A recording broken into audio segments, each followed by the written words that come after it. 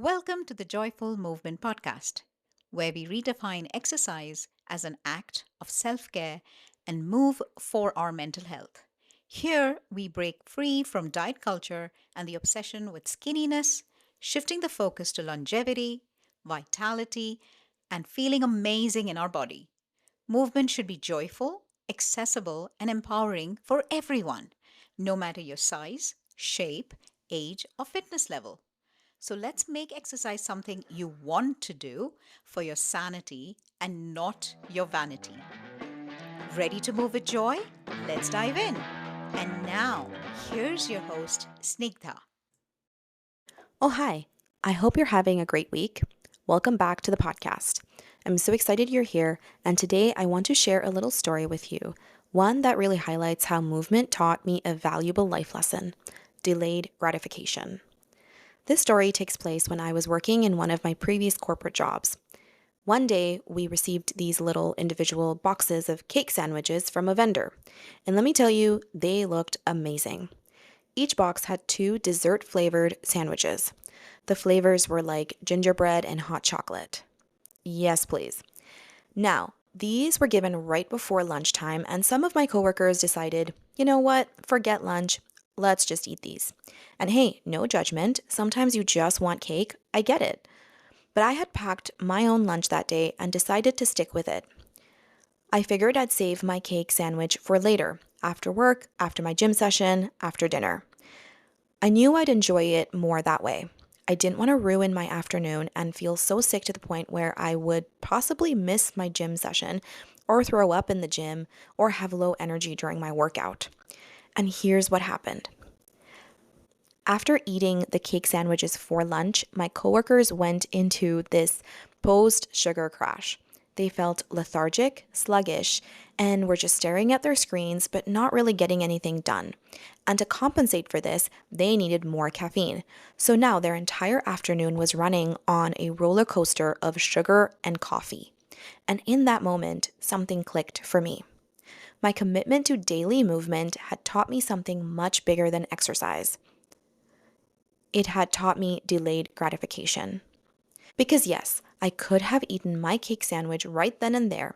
I could have even taken just one bite. I wasn't trying to be, quote, better than anybody else or prove some kind of self control superpower. But it was because I wanted to feel good in the afternoon.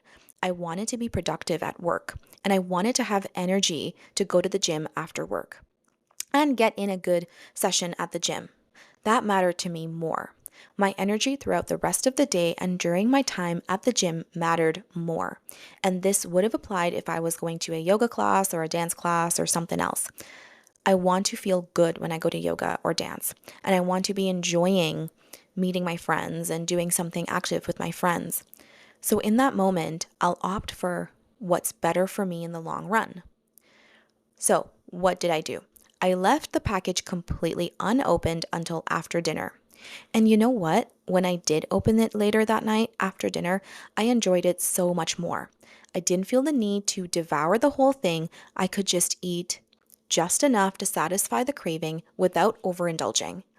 Because I knew I wanted to feel good that night. I wanted to get good sleep. I wanted to wake up feeling energized the next day, not have a headache in the night or disrupt my sleep or feel sluggish from the sugar overload. And that's when it hit me. Daily movement teaches you more than just discipline. It teaches you how to make decisions that align with your long-term well-being. It teaches you that not everything needs to be a right now thing, and that sometimes waiting actually makes the experience better. It teaches you that more isn't always better. This experience made me realize the connection between movement and delayed gratification. Exercise is one of the biggest teachers of delayed gratification because you don't see results immediately. You don't wake up the next day after your first workout and suddenly have abs, or feel stronger, or have more flexibility, or have more energy. Instead, movement asks you to show up consistently, to put in the effort today for benefits you will see tomorrow, or maybe next week, or even next year. And over time, this habit of investing in yourself rewires your brain to understand that the best things take time. A lot of people expect instant gratification. They want things fast, whether it's seeing results on the scale or, like my example of eating these cake sandwiches. A lot of people said, whatever, screw my lunch, I'll just have this as my lunch, because they wanted to get that instant hit of sugar and deliciousness. But movement teaches us to resist instant gratification in favor of long term well being. The power of daily movement teaches us that it's our incremental decisions that make the power of daily movement also teaches us that it's our incremental decisions that we make for ourselves for our long term. There are plenty of times you might not feel like working out in the moment, but you make the choice to do it because you know it will make you feel better later. Just like resisting the cake sandwich at lunch, exercising and movement requires you to prioritize future you over present temptations. And think about it. This goes far beyond movement and food. So many things in life require delayed gratification. Saving money instead of impulse spending, studying ahead of time instead of cramming for the exam, building real relationships instead of chasing instant validation. It's all connected, and it's all related to delayed gratification. And when you practice daily movement, you're reinforcing that mindset. You're showing yourself that you are someone who invests in your well being. You are someone that can make decisions today that serve you tomorrow, or next month, or next year, or next decade. So, my challenge for you for this week is to notice the little moments where you can practice delayed gratification in your life. Maybe it's with food, maybe it's with work, maybe it's with your relationships, and ask yourself, am I choosing what feels good in the moment or what serves me in the long run? What decisions do I need to make that serve me in the long run? Thanks for tuning in today. If this episode resonated with you, let me know, share it with a friend, tag me on social media, and let me know your thoughts. Until then, keep moving, keep growing, and keep making choices that align with the life you want. See you next time.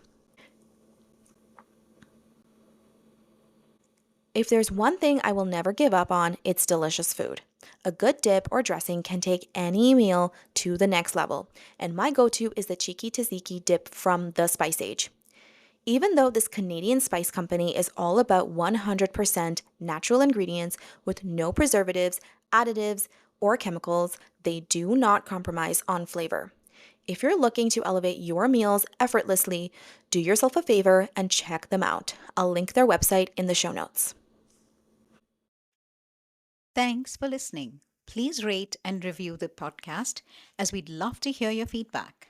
If you love what you're hearing and want to take the next step further, please visit www.joyfulmovement.ca.